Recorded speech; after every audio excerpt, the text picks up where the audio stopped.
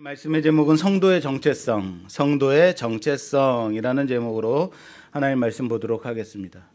요즘 세태는 결혼하지 않고 혼자 사는 비혼족들이 많아져서 일반적인 가정의 모습을 갖춘 그런 가정을 점점점 찾아보기가 어려워지는 세태가 되는 것 같습니다. 개인적으로는 결혼은 일찍 하는 것이 좋다라고 생각이 돼요. 왜냐하면 제가 일찍 했으니까 결혼을 일찍 했더니 일찍 하는 게 좋더라라는 거예요. 왜? 아무것도 모를 때 그냥 하는 게 나아요. 사랑이라는 그 감정에 충실해서 서로 간에 맞춰가면서 결혼 생활을 하는. 그러면은 나이 든 사람은 뭐 예를 들면 40대 50대의 사랑이라는 감정으로 결혼하기는 과연 어려울까? 그렇지는 않다고 생각이 돼요.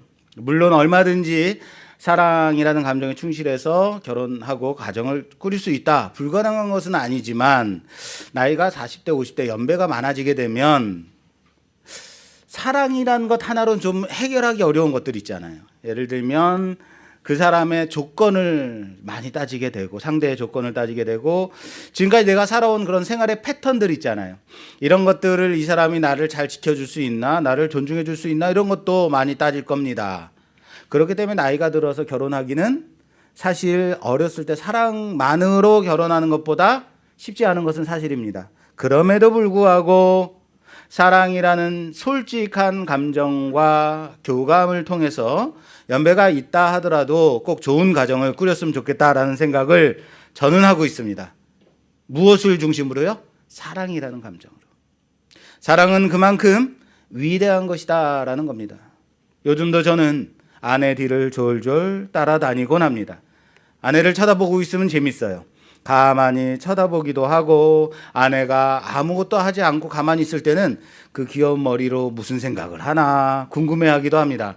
그러다 딱 아내한테 들키면 아내는 꼭 저한테 쿠사리를 줍니다. 뭘 그렇게 쳐다봐? 그렇게 얼굴 쳐다보면 밥이 나와 떡이 나와. 그렇게 할 시간이 있으면 가서 설거지하고 청소하고 빨래 널고 개키고. 그래서 아유 괜히 쳐다봤다 이런 생각이 들기도 합니다. 저는 매우 어린 나이, 다 아실 겁니다만 25살 때 결혼했단 말이에요. 결혼을 25살 때 했더니 그때는 정말 아무것도 모르는 나이였다라는 생각이 지금 들어요. 그런데 그때는 다 큰 것 같았죠. 근데 그때 저는 아무것도 없었던 때죠. 장래도 장담할 수 없는 불분명한 시기였고 게다가 시각장애까지 있는 사람인 거예요. 그런데 그런 저와 결혼을 하겠다고 결심한 아내는 참 놀랍죠. 반면에 생각이 없는 것일 수도 있어요. 예. 물론 왜 결혼했을까 생각해보면 아 맞다, 내가 너무 잘생겼기 때문에, 남보다 뛰어나게 잘생겼기 때문에 그럴 만도 하지.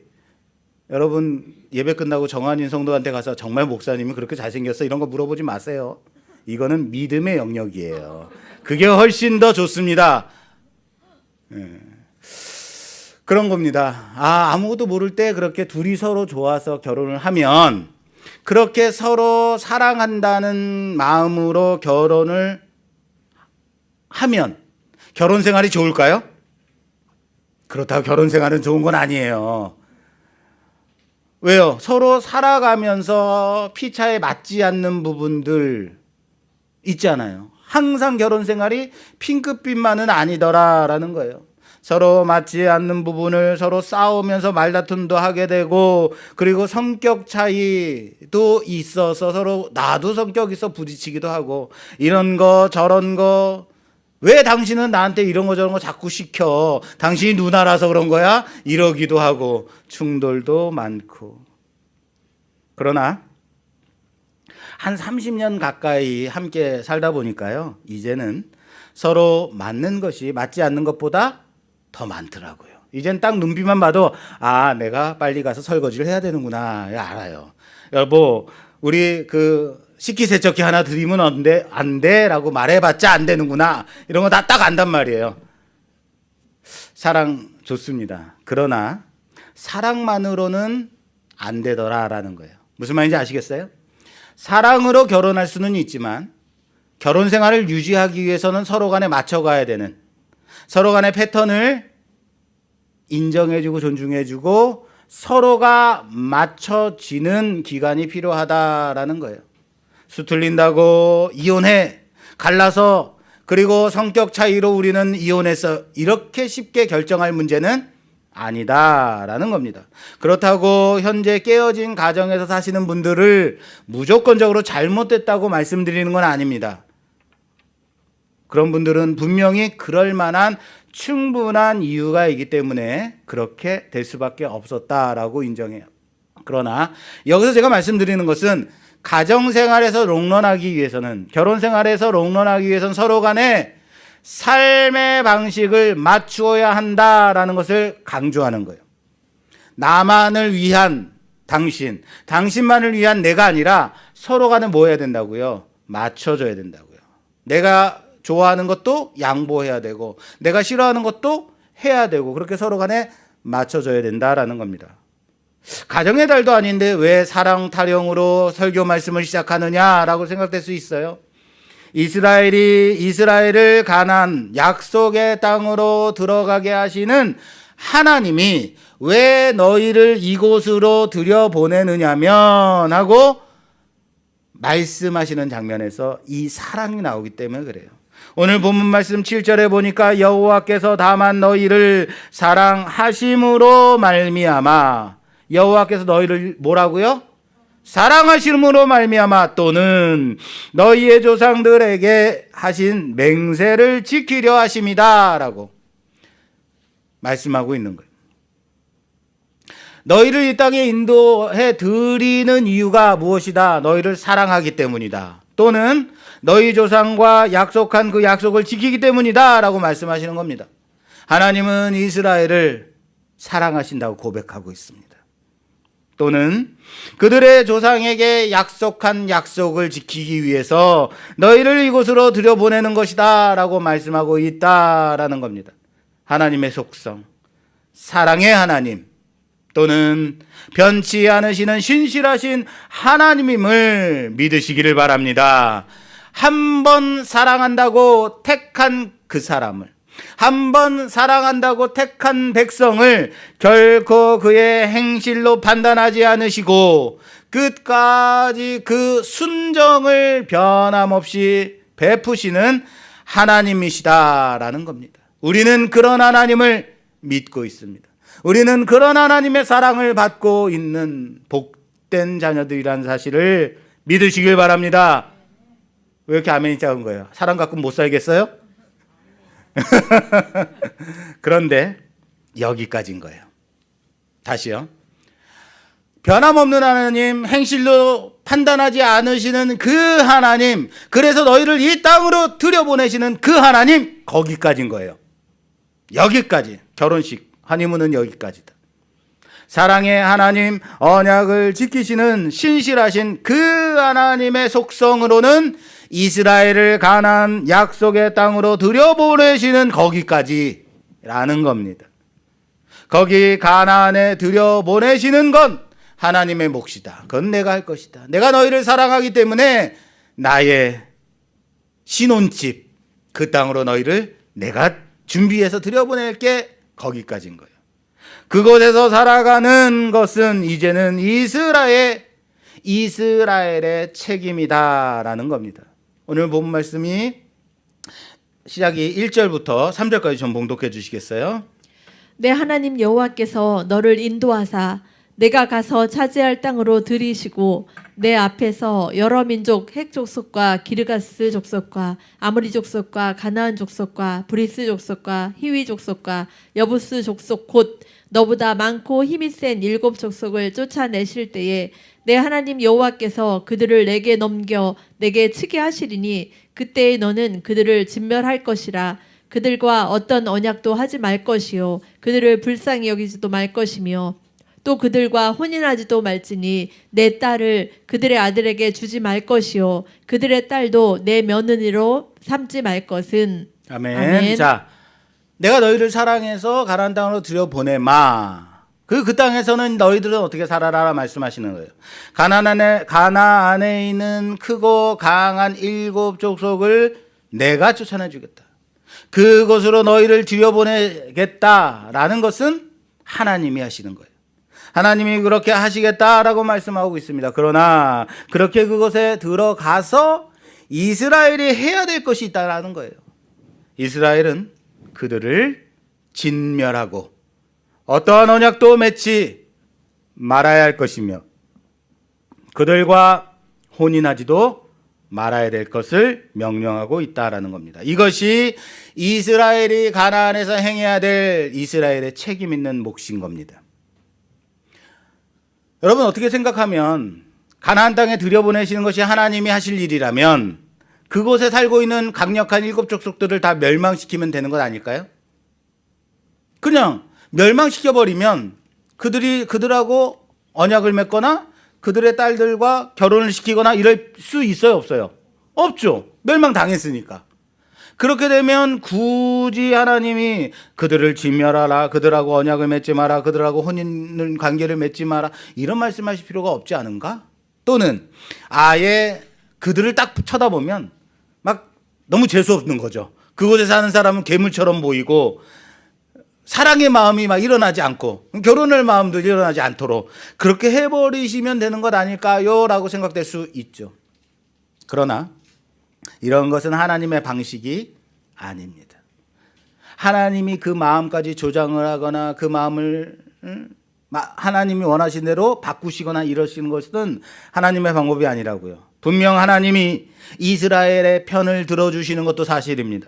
그들을 애굽 땅 종되었던 곳에서 이곳까지 이끌어 인도하여 내심으로써 가나안 땅에 들여보내심은 하나님이 이스라엘을 사랑하셨기 때문입니다. 그들의 조상들과 맺은 언약을 기억하셨기 때문입니다. 이 관점으로 봐야 되는 거예요. 왜 하나님은 그들을 아예 하나님이 진멸시키고 아예 멸망시키면 되는 것인데 왜 그렇게 하지 않으셨을까? 뭐로 봐야 된다고요? 하나님이 이스라엘을 사랑하는 관점으로, 하나님이 약속을 지키시는 하나님의 관점으로 봐야 된다는 거예요. 사랑과 언약. 여러분, 사랑이라는 것은 일방적으로 또는 지속적으로 영원히 한쪽이 사랑한다고 되는 것이 사랑인가요? 그건 집착일 수 있어요. 어떻게 보면요. 사랑은 언제나 쌍방의 교감과 반응이 필요한 것이죠. 그게 사랑이죠. 나 당신 사랑해.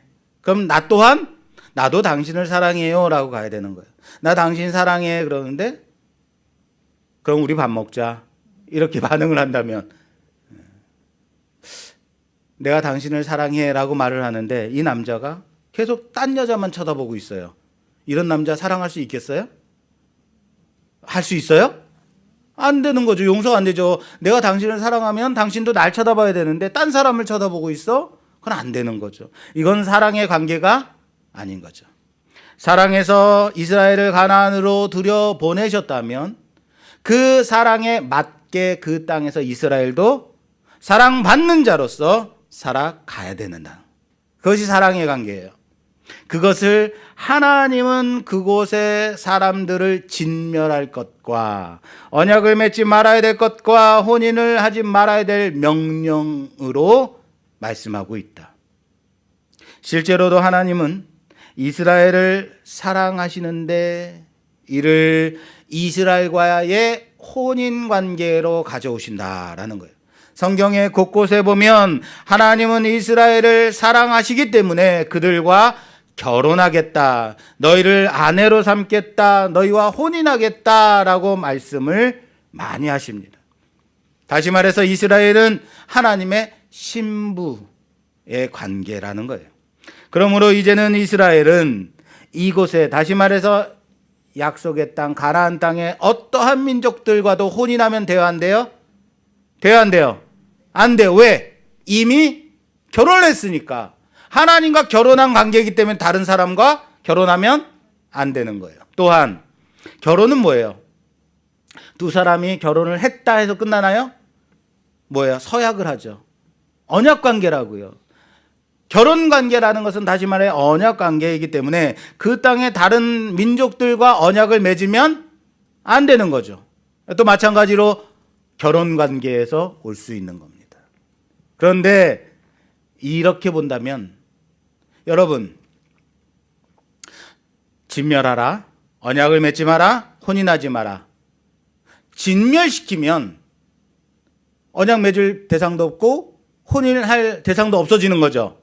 하나님이 세 가지를 시켰어요. 진멸하라, 언약 맺지 마라, 혼인하지 마라. 그런데 첫 번째 진멸하라를 완전하게 지켰으면 두 번째, 세 번째를 지킬 필요 있어요, 없어요? 모르세요? 다 진멸시켰으니까 언약 맺을 대상도 없고 혼인할 대상도 없는 거예요. 하나님이 그렇게 해주시지 않으면 진멸하라 했으니까 이스라엘은 가나안 땅에 살고 있는 모든 민족들을 진멸하면 끝나는 겁니다. 그럼 두 번째, 세 번째가 필요 없게 돼요. 그런데 우리는 잘 알고 있습니다. 이스라엘은 그렇게 하지 못했다는 것. 이스라엘은 하나님과의 언약의 관계를 깨뜨려 버리게 되었다. 그게 바로 사사기죠. 아픈 사랑의 현실. 여러분, 사랑한다의 반대말이 뭔지 아십니까? 사랑한다, 안 사랑한다. 일반적으로는 사랑의 반대말은 사랑하지 않는다라고 생각될 수 있을 겁니다. 그러나 성경에서는요, 사랑의 반대는 미워한답니다. 따라서 합시다. 사랑의 반대는 미워한다.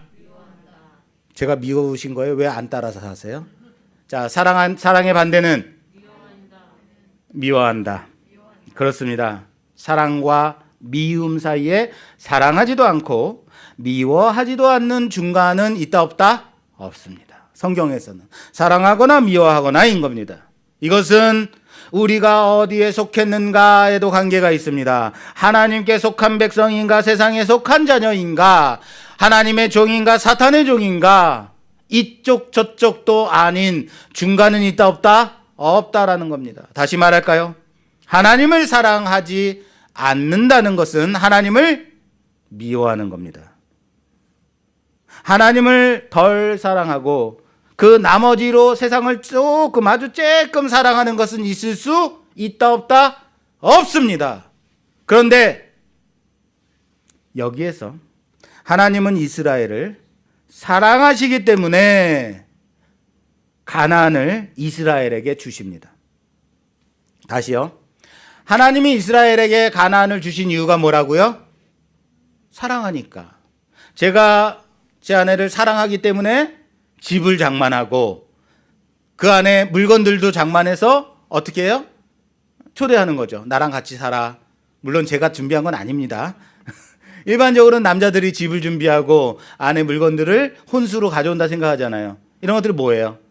하나님이 이스라엘을 사랑하기 때문에 가나안 땅을 준비하시겠다라는 거예요. 들여보내시겠다는 거예요. 그런데 보세요. 가나안 땅을 이스라엘에게 주신다, 들여보내신다라고 한다고 해서 내가 너희를 사랑하니까 가나안 땅 니네 가져, 여기서 살아 라고 한다고 해서 이곳에서 잘 살고 있는 7 족속들이 있단 말이에요. 여기서 잘 살고 있는 7 족속이 있는데 그냥 진멸해도 되는 건가요? 내가 집사람이 사랑하니까 우리 집사람은 새로 만들어진 아파트를 좋아해요. 최소한 아파트 평수는 45평이어야 돼요. 그러니까 45평에 살고 있는 최신 아파트에 살고 있는 당신은 나가세요. 이러면 돼야 안 돼요? 그럼 말도 안 되는 거죠.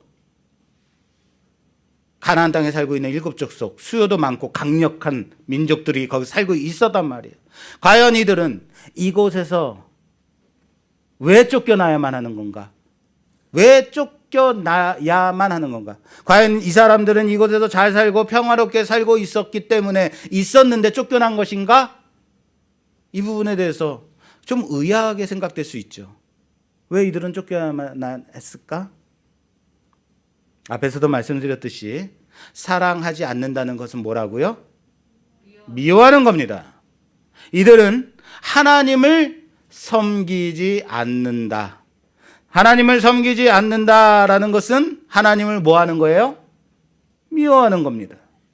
다른 우상을 만들어 섬긴다는 것은 창조주 하나님을 멸시하는 것입니다. 하나님을 미워하는 자들. 하나님은 이스라엘이 400년 후에 다시 이 땅에 돌아올 것을 아브라함에게 말씀해 주셨습니다. 왜 이들은 이곳에서 400년 후에 쫓겨나야만 했을까? 이들이 이곳에서 잘 살고 있었음에도 쫓겨나야만 했을까? 볼게요. 창세기 15장. 창세기 15장 13절에서 16절까지 봉독해 주세요. 여호와께서 아브라함에게 이르시되 너는 반드시 알라 내 자손이 이방에서 객이 되어 그들을 섬기겠고 그들은 400년 동안 내 자손을 괴롭히리니 그들이 섬기는 나라를 내가 징벌할지며 그 후에 내 자손이 큰 재물을 이끌고 나오리라. 너는 장수하다가 평안히 조상에게로 돌아가 장사될 것이요 내 자손은 4대 만에 이 땅으로 돌아오리니 이는 아모리 족속의 제약이 아직 차지 아니함이니라 하시더니 아멘. 자, 하나님은 아브라함에게 이미 말씀해 주셨어요. 지금 우리가 지금 보고 있는 성경은 신명기입니다. 그런데 지금 4대 후에 돌아온다. 이게 어디 말씀이라고요? 창세기의 말씀이에요. 아브라함에게 너의 후손이 애굽에서 종살이 하다가 학대를 받고 그러다가 하나님의 크고 강력한 능력으로 그들을 구원해내사 이곳으로 돌아오게 하실 것이다 라고 약속하신단 말이에요. 그리고 그 약속을 지금 이스라엘에게 지키고 계신 겁니다. 그런데 왜 4대 후 400년 후여야 하는가에 대해서 하나님이 말씀해 주세요. 왜 4대 후에 내 백성이 내 후손이 이 땅으로 돌아올 것이다? 왜 그전엔 안 돼요? 100년만 고생하면 안 될까요? 150년만 고생하면 안 될까요? 왜 400년? 왜 4대일까요? 아모리 족속의 제약이 아직 가득 차지 않았기 때문이다. 따라서 합시다. 아모리 족속의 제약이 가득하지 않기 때문이다.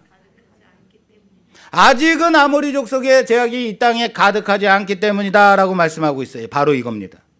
지금 이스라엘이 들어가 차지할 땅은 그곳에 족속들의 죄악으로 가득 찬 땅이에요. 그들의 죄악이 관영하여서 도저히 더 이상 두고 볼 수 없는 땅이 되어버린 가나안 땅.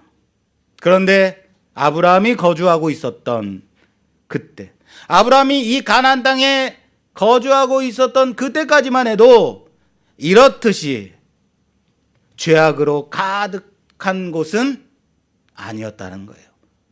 지금은 그렇게 죄악으로 가득한 땅은 아니지만 4대 후에는 400년 후에는 도저히 용서하지 못할 만큼 죄악으로 가득한 땅이 될 것이다. 그때 너의 후손을 이 땅으로 돌려오겠다라고 말씀하시는 거예요. 그리고 그 약속이 야곱의 아들 요셉으로 인해서 애굽에 내려와서 400년이 지난 후에 지금은 하나님이 보시기에 더 이상 두고 볼 수 없을 정도로 죄악이 가득한, 패역한, 마치 소돔과 고모라처럼 용서할 수 없는 땅이 되어버린 것입니다. 왜 쫓겨났는지 아시겠습니까? 왜 그들이 진멸을 받아야 되는지 아시겠습니까? 그래서 그들을 진멸해야 되는 겁니다. 그들을 진멸하라. 여러분, 이것이 중요한 얘기입니다. 뭐가요? 그들을 진멸하라. 너는 그들을 진멸하라. 하나님이 가나안 땅으로 이스라엘을 들여보내시겠다면 그냥 하나님이 여기 가나안 땅에 사는 사람들을 그냥 멸망시키면 되는 것 아닌가? 마치 소돔과 고모라를 멸망시켰던 것처럼 그냥 멸망시키면 안 돼요. 하늘에서 화산이 터져가지고 하늘에서 불비가 내려가서 이곳에 사는 사람은 다 그냥 멸망시키면 안 되나요? 왜 멸망은 안 되고 진멸해야만 할까요? 여기 진멸이라는 단어는 멸망과 다른 단어입니다. 멸망은 그냥 완전히 퍼펙트하게 없애버리는 것이 멸망입니다. 멸망으로 끝나는 거예요. 소돔과 고모라처럼 말입니다. 아말렉이 이 땅에서 완전히 흔적도 없이 사라진 것처럼 끝나는 것, 멸망입니다.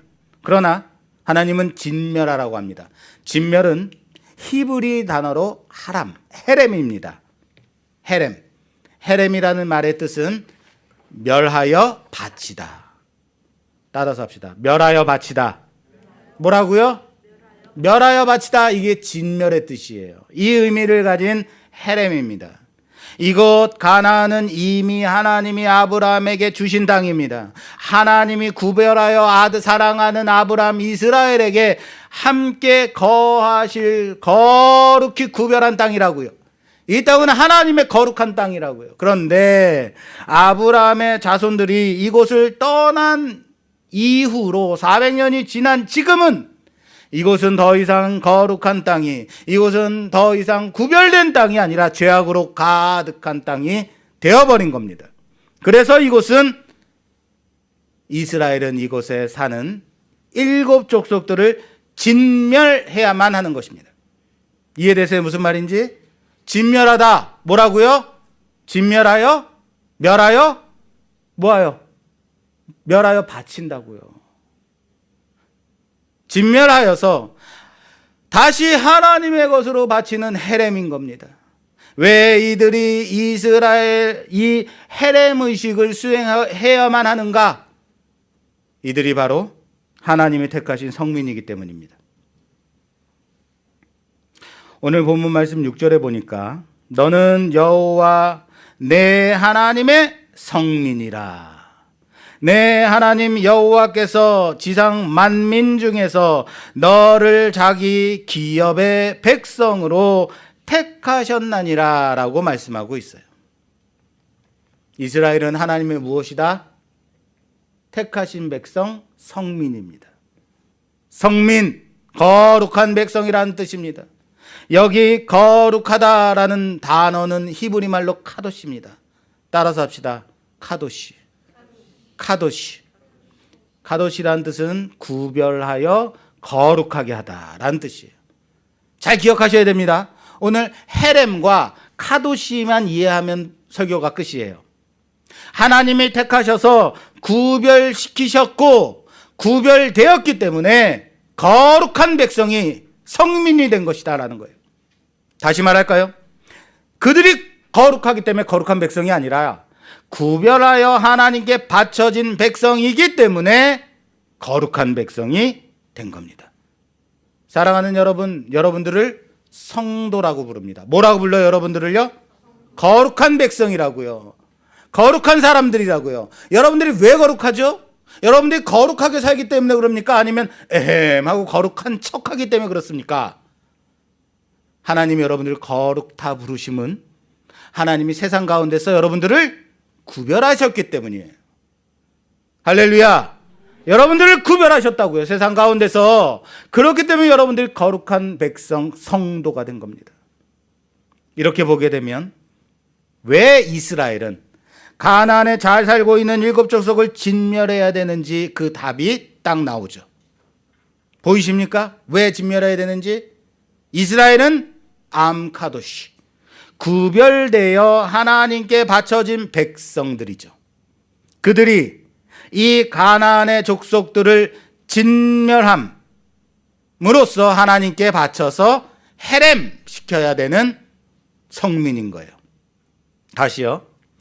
구별되어 바쳐진 백성이 진멸하여 하나님께 이 땅을 다시 바치는 것, 회복시키는 것, 그것이 헤렘과 카도시입니다.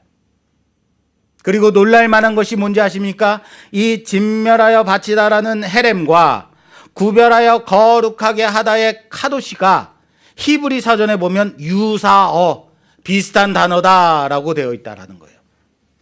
놀랍지 않습니까? 왜 놀라야 되는지도 도저히 이해하지 않는 진멸과 거룩은 같은 의미를 가지고 있다. 진멸과 거룩은 같은 단어예요. 왜 하나님은 단지 가나안에 살고 있다고 그들을 진멸시키라라고 하셨을까? 어린아이부터 여자와 노인에 이르기까지 꼭 그렇게 하셔야만 했을까?에 대한 답이 단지 멸망시키는 데 그 목적이 있는 것이 아닙니다. 진멸하여 하나님의 것으로 다시 회복시키는 것에 그 목적이 있다라는 사실을 믿으시길 바랍니다. 멸망시키는 게 아니라고요. 하나님의 것으로 회복시키는데 그 목적이 있습니다. 사탄의 종으로 죄의 종되었던 우리들을 예수 그리스도의 십자가로 말미암아 사탄의 권세를 진멸하고 죄의 멍에를 꺾이고 우리를 구별하여 하나님의 자녀 되게 하심이 바로 우리를 거룩해 하심이라는 사실을 믿으시길 바랍니다.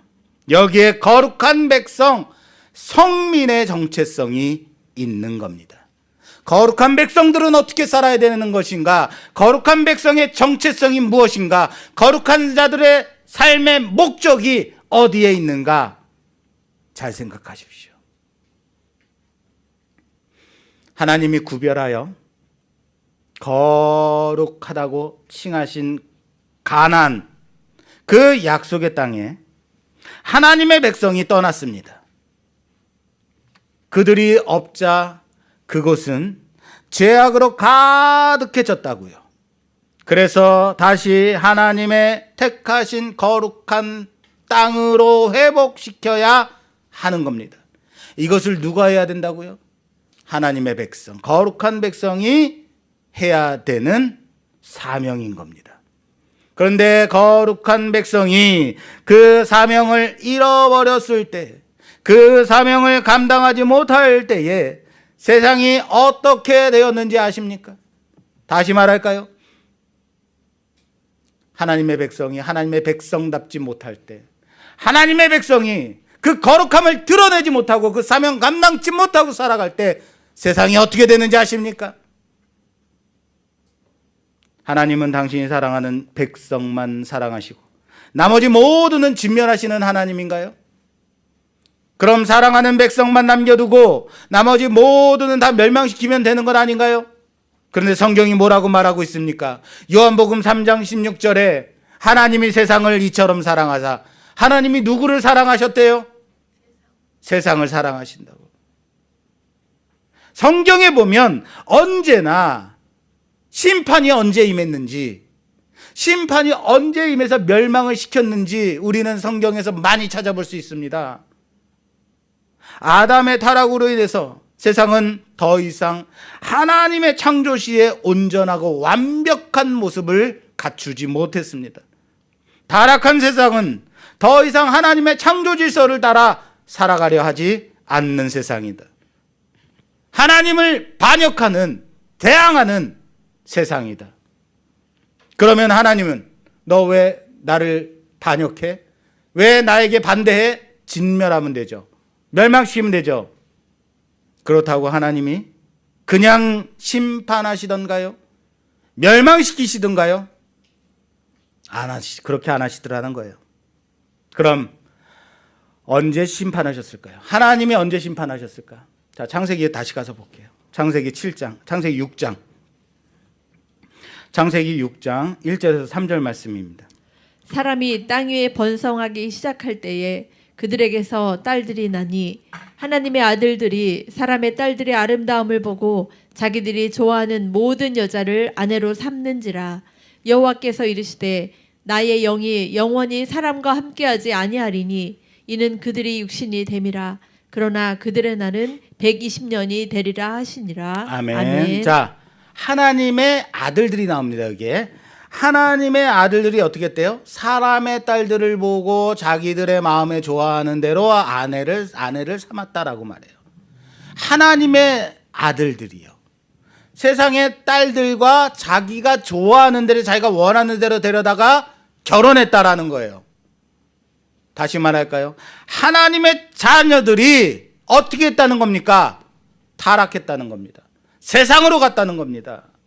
그러자 하나님의 영이 그들에게서 떠났다라고 말합니다. 그리고 하나님은 이 세상을 심판하십니다. 물로 심판하십니다. 이것이 바로 노아의 홍수입니다. 잘 생각하세요, 여러분. 언제 홍수 심판이 임했죠? 언제 하나님의 심판이 임했죠? 세상이 타락했을 땐가요? 세상이 타락했기 때문에 하나님이 심판하신 건가요? 아니요. 세상은 이미 타락해 있었습니다. 세상은 언제나 타락되어 있어요. 그런데 심판이 임할 때 하나님의 아들들이 자기 좋아하는 대로 세상의 딸들을 데려다가 아내로 삼았을 때, 하나님의 아들들 마저 타락했을 때, 세상을 따라갔을 때 심판이 임했다는 겁니다. 아시겠습니까? 소돔과 고모라를 하나님이 불로 심판하십니다. 하나님이 멸망시킨다고요. 그런데 그곳에 의인 10명이 있으면 하나님은 그곳을 멸망시키지 않겠다라고 약속하십니다. 그러나 그곳에 의인 10명이 있었던가요? 의인 10명이 없었습니다. 그래서 소돔과 고모라가 멸망을 당한 거예요. 소돔과 고모라가 타락했기 때문에 멸망을 당했다? 이 관점으로 보면 안 됩니다. 무엇으로 보라고요? 그곳에 의인 10명이 없었기 때문에 멸망을 당한 겁니다. 왜 소돔과 고모라가 구원받지 못했다고요? 의인 10명이. 거룩한 백성 10명이 없었기 때문입니다. 하나님은 하나님의 거룩한 백성들을 이곳 가나안에 들여보내시겠다라고 말씀하십니다. 그리고 이것을 다시 하나님의 거룩한 땅으로 회복시키기를 명령하십니다. 그런데 가나안에 들어간 이스라엘 백성이 자신들이 보기에 좋아하는 대로 자신들이 원하는 대로 행했을 때에 그들은 이방 나라들에게 침략을 당하고 압제를 당하게 될 수밖에 없었다. 그것이 바로 사사시대입니다.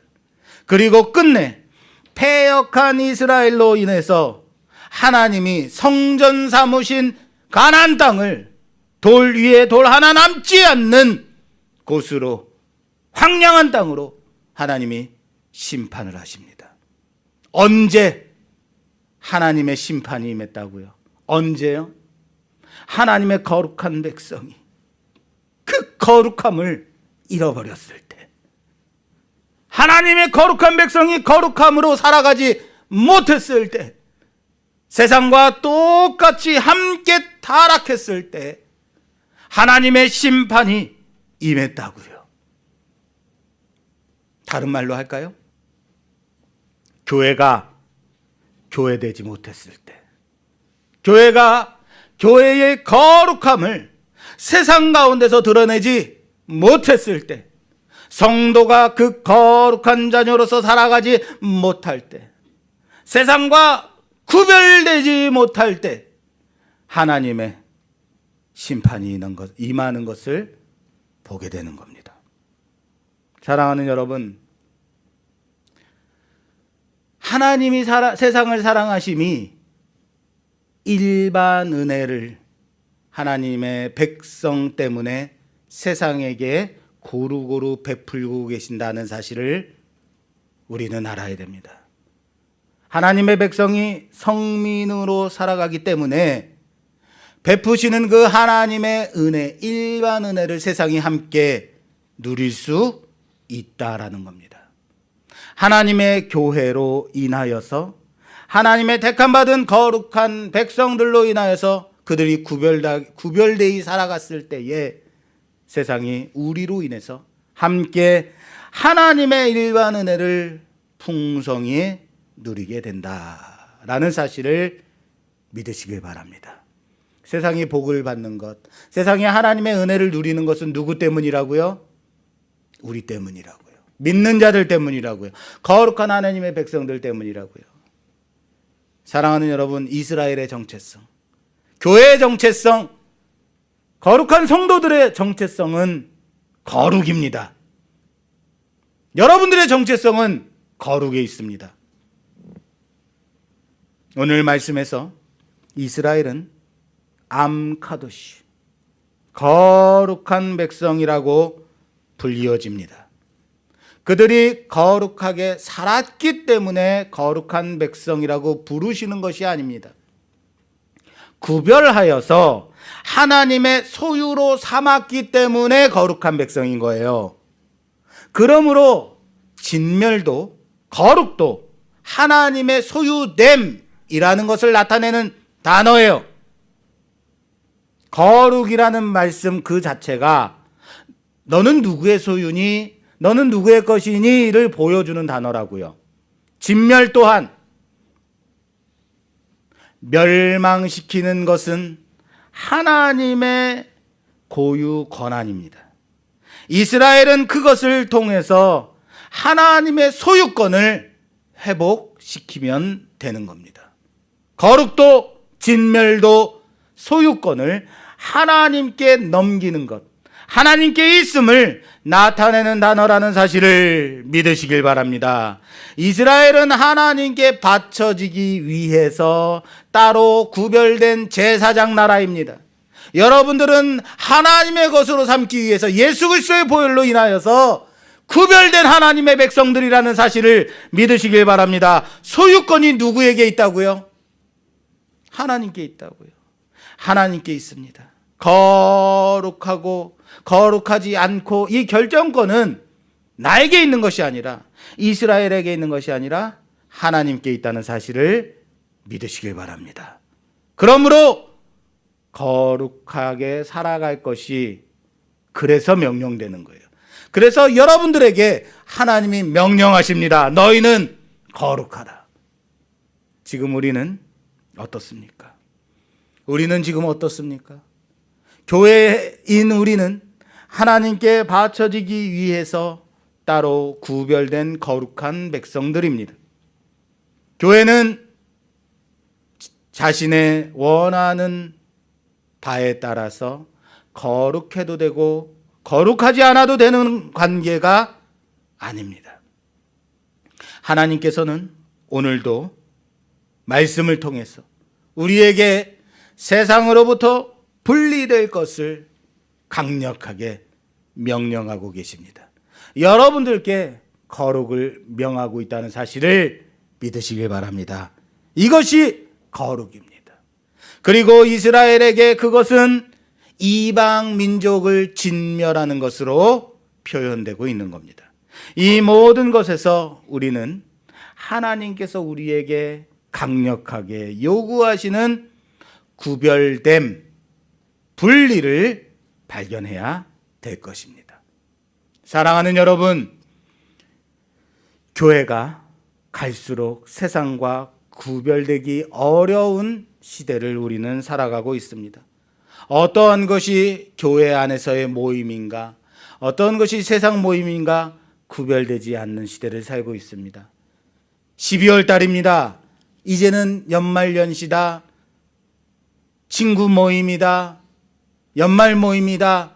여러 모임들 가운데 가게 될 겁니다. 그 가운데서 예수 믿는 사람의 구별됨을 과연 여러분들은 증명할 수 있겠습니까? 하나님께서 교회에게 주신 참된 속성은 언제나 동일했습니다. 교회는 어느 시대에나 항상 거룩해야 하는 것입니다. 성도는 어디서나 교회 안에서뿐만 아니라 나의 가정과 내가 있는 공동체와 내가 참여하는 모임 가운데서 항상 거룩해야 되는 겁니다.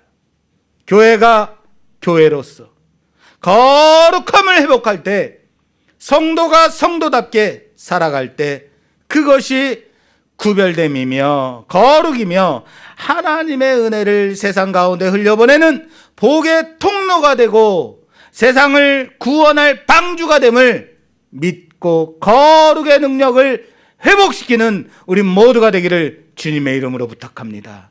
나의 사명은, 교회의 사명은 구별됨이며 구별됨은 나의 삶에서 드러나야 되는, 세상 가운데서 구별됨으로 살아가야 됨을 믿으시길 바랍니다. 오늘 또한 세상을 따라가는 내가 아니라 세상에서 구별된 자로서, 하나님의 소유된 자로서, 하나님의 소유권을 회복시키는 자로서 세상에 유혹을 뿌리치고 세상을 구원하는 자로서 물이 바다 덮음같이 여호와의 영광을 나타내며 드러내며 살아가는 우리 모두가 되기를 주님의 이름으로 축원합니다. 축원합니다.